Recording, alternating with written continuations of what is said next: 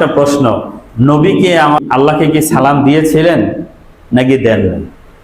যদি সালাম না দিয়ে থাকেন, নবী আল্লাহকে কেন সালাম দিলেন না? আগে তো সাক্ষাৎ কি করতে হয়? সালাম দিতে হয়। তো আল্লাহ কি, তাহলে কি আল্লাহ নবীকে সালাম দিছিলেন? আচ্ছা, আল্লাহ পাক নবীকে সালাম দিলে নবী কি উত্তর দিচ্ছেন নাকি উত্তর দেন নাই? ওয়ালাইকুম আসসালাম বলছেন নাকি বলেন নাই? যদি না বলে থাকেন তাহলে কেন বলেন নাই? একটা প্রশ্ন হয় কি হয় না? আমরা যে নবীর কথোপকথন পাই, সেখানে নবী আল্লাহকে সালাম দিছে এমন তো নাই। পাইছেন কোথাও? সালাম দেন নাই, নবী আল্লাহকে সালাম দেন নাই। আল্লাহ সালাম দিছে, নবী ওয়ালাইকুম আসসালামও বলেন নাই। তাহলে কেন বললেন না? সালামের উত্তর দেওয়া কি ওয়াজিব? নবী তো বললেন না। তার কারণ হলো, সালাম মানে কি? আসসালামু আলাইকুম অর্থ আপনার উপর শান্তি বর্ষিত হোক, আপনার উপর শান্তি বর্ষিত হোক। তো একজন মানুষ, একজন মখলুক, সে কি আল্লাহকে বলতে পারে আপনার উপর শান্তি বর্ষিত হোক? তাহলে এই শান্তিটা আল্লাহর উপর কে বর্ষণ করবে? আল্লাহ ছাড়া শান্তি বর্ষণকারী কেউ আছে? শান্তির মালিক কে? আল্লাহ। আল্লাহুম্মা আনতাস সালাম ওয়া মিনকাস সালাম। আমরা কি পড়ি? আল্লাহুম্মা আনতাস সালাম ওয়া মিনকাস সালাম। আল্লাহ আপনি শান্তি, শান্তির উৎস আপনি, আপনার থেকেই শান্তি বর্ষিত হয়। আল্লাহুম্মা আনতাস সালাম ওয়া মিনকাস সালাম তাবারাকতা রব্বানা ওয়া তাআলাইতা ইয়া যাল জালালি ওয়াল ইকরাম। আমরা দোয়া পড়ি না? তাহলে আল্লাহ নিজেই শান্তি, আল্লাহর উপর শান্তি বর্ষণ করার প্রয়োজন নাই, বরং আল্লাহর উপর শান্তি বর্ষণ করা বেয়াদবি। আর আল্লাহর উপর শান্তির দোয়া করলে কে শান্তি তার উপর বর্ষণ করবে? এই জন্য নবী আল্লাহকে কি করেন নাই? সালাম দেন নাই। নবী কি পেশ করেছেন? আত-তাহিয়াতু লিল্লাহি ওয়াস-সালাওয়াতু ওয়াত-তাইয়্যিবাত। আত-তাহিয়াত আত্মিক ইবাদত, অন্তর দ্বারা শুকরিয়া আদায় করে, হামদ করে যে ইবাদত করা হয়, লিল্লাহ আল্লাহর জন্য, ওয়াস-সালাওয়াত সমস্ত শারীরিক ইবাদত আল্লাহর জন্য, ওয়াত-তাইয়্যিবাত অর্থ ব্যয় করে দান করে যত ইবাদত হয় সেই ইবাদত আল্লাহর জন্য। কারণ আল্লাহ বান্দার কাছে যা চান, যে উদ্দেশ্যে বান্দাকে তৈরি করেছেন, সেই জিনিস পেশ করাই এখানে কি আদব, তাই না? নবী তো আল্লাহকে সালামও দিতে পারেন না, দুনিয়ার কোনো হাদিয়াও আল্লাহর প্রয়োজন নাই। নাহনু নারযুকুকা, আল্লাহ বলছেন আমি তোমাদেরকে রিজিক দেই, রিজিক আল্লাহর প্রয়োজন নাই। আল্লাহ কোন বললে ফায়াকুন, সাথে সাথে হয়ে যায়। সুতরাং দুনিয়ার কোনো কিছু হাদিয়া আল্লাহর কাছে পেশ করার সুযোগ নাই। নবী আত্মিক ইবাদত, শারীরিক ইবাদত, আর্থিক ইবাদত আল্লাহর সামনে পেশ করলেন।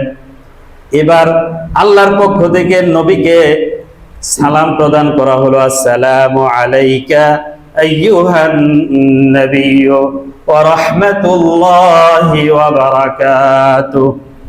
আল্লাহ পাক সালাম দিলেন, আসসালামু আলাইকা আইয়ুহান নাবিয়্যু, হে নবী আপনার উপর শান্তি বর্ষিত হোক, সালাম, রহমাতুল্লাহ আল্লাহর রহমত, ওয়া বারাকাতুহু এবং আল্লাহর বরকত।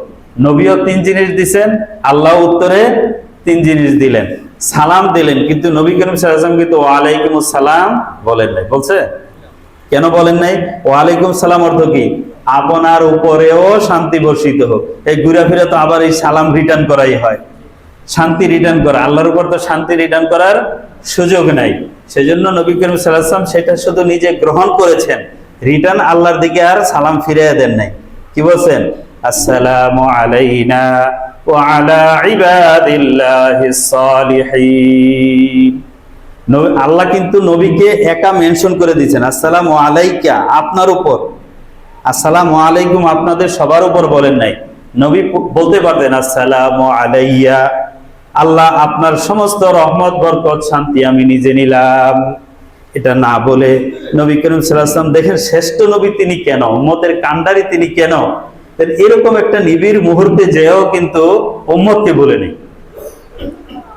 অনেক সময় বলে যে আপনি এমপি সাহেবের কাছে যাবেন, আমার কথাটা একটু বললেন, যাইয়া নিজেরটাই বলে আর অন্য মানুষের কথা ভুলে যায়। আরে আপনার কথা তো ভুলে গেছিলেন। ভুলে যায় কি যায় না? আমাদের দেশের নেতা নেত্রীরা বিদেশে গিয়া দেশের স্বার্থ অনেক সময় ভুলে যায়।